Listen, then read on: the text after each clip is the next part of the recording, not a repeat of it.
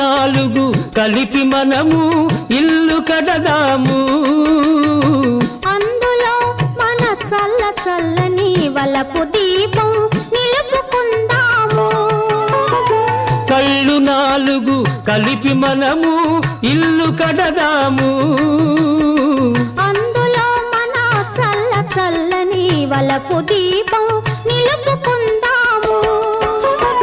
పసిడి మనసుల పట్టె మంచం వేసుకుందాము, అందులో మన పడుచు కోర్కెల మల్లె పూలు పరుచుకుందాము.